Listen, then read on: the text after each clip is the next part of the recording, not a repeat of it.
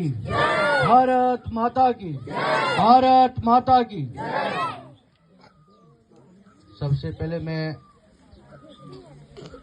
आज इस बलिदान दिवस पे अपनी ओर से हृदय से इन सभी बलिदानियों को श्रद्धांजलि अर्पित करता हूं,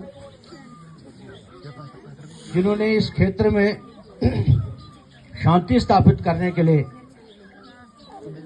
अपने जानों की आहुति दी है। हर वर्ष हम 19 तारीख को इस बलिदान दिवस को मना रहे हैं। गत पिछले 2-4 वर्षों से स्टार्ट किया हमने। इसका एक ही मकसद था कि जो हमारी नई पीढ़ी है, तो एक समय है हम उनको बताएं कि हमारे साथ कैसे कैसे अत्याचार इस क्षेत्र में हुए, और आज अगर हम शांति से यहाँ पे हैं तो इसके पीछे हमारे बहुत सारे ऐसे वीर थे जिन्होंने अपनी प्राणों की आहुति दी है। जैसे चंद्र जी ने कहा, मुझे आज्ञा हुई कि रविंद्र सिंह मलिक के बारे में वो बताए। ऐसे तो बहुत सारे ऐसे योद्धा हैं जिनके साथ मैंने काम किया। 95-96 का वो दौर था जब आतंकवाद बहुत ज्यादा यहाँ पे था, और उस समय हम चंद कुछ लोग यहाँ से निकले, किश्तवाड़ की तरफ गए। वहां के एडमिनिस्ट्रेशन, उस टाइम वहां पे एडीसी बैठता था, वहां पे हमने धरने दी, चीखा चलाया, लेकिन किसी ने हमारी सुनी नहीं।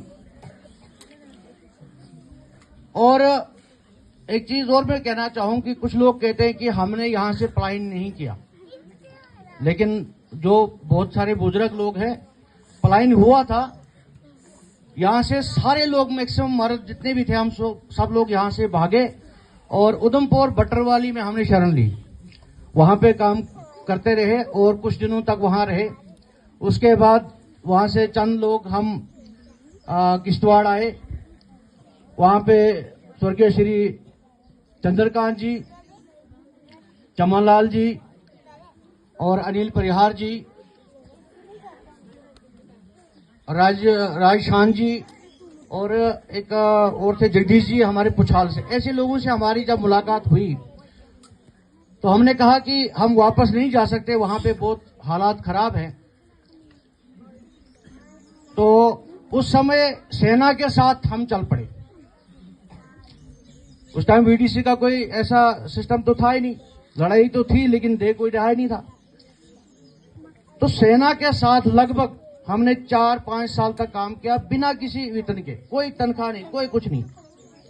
हम उनके साथ चलते रहे। उन पहाड़ियों में जहां जहां हमें पता था उनके ठिकाने थे, उनको ध्वस्त करते रहे। लेकिन एक समय आया, उस टाइम एक मेजर थे मुल्तानी साहब, उसने कहा यार आप लोग तो काम कर ही रहे हो, तो आप एज एसपीओ भर्ती हो जाओ। तो हमें एसपीओ का नंबर दिया, तब भी हम काम करते रहे। थोड़े वर्ष और काम किया, 2-4 साल। उसके बाद टेरिटोरियल आर्मी की भर्ती हुई। आर्मी की तो बोला इसमें हो जाओ, मैंने कहा नहीं, हम नहीं जाएंगे। उस समय रविंद्र सिंह मलिक मेरे साथ था। तो उसने कहा यार आप दोनों तो काम कर ही रहे हो, तो क्यों नहीं जाओगे? मैंने कहा नहीं, अगर इसमें हम जाएंगे तो इस ड्यूटी कहीं और लग जाएगी, लड़ाई हमारी इस क्षेत्र में है, तो हम यहां से नहीं जाएंगे। तो काफी समझाने के बाद उसने कहा कि नहीं, आपको इसी क्षेत्र में वापस आके काम करना पड़ेगा। तो उस शर्त पे हम जाके उसके बाद भर्ती हुए, और उसके बाद साथ में हम 3-4 साल रहे। और वो दिन आज भी मुझे याद है। रविंद्र सिंह मलिक की 5 दिन बचे थे शादी के। वो छुट्टी के लिए हमारे रेल हेडक्वार्टर में आया था, मैं भी छुट्टी के लिए वहां पे था। मैक्सिमम हम साथ में छुट्टी आते थे, एक दूसरे के भरोसे आते थे, क्योंकि इतना उस टाइम सिक्योरिटी तो नहीं थी यहाँ पे।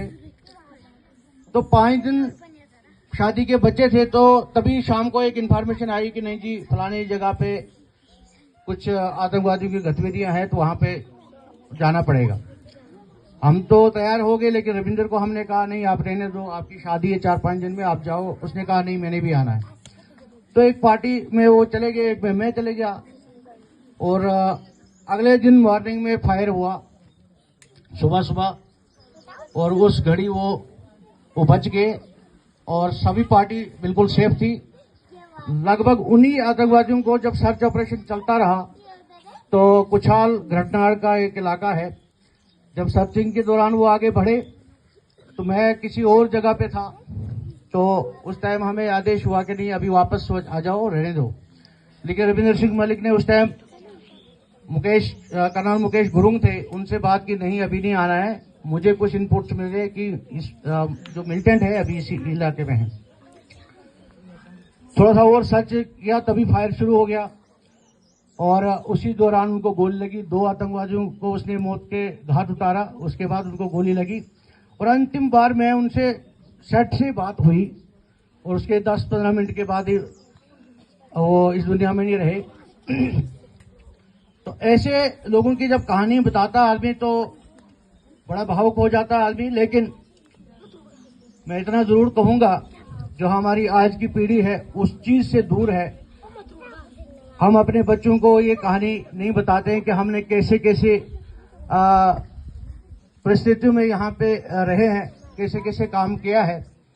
आज उस समय वीडीसी की बात चंद्र जी ने कहा, बाद में जब हमें 1-2 साल के बाद वीडीसी मिलने लगी तो हमें कोई बंदा ही नहीं मिला यहाँ पे कि वीडीसी को पकड़े, भाग रहे थे।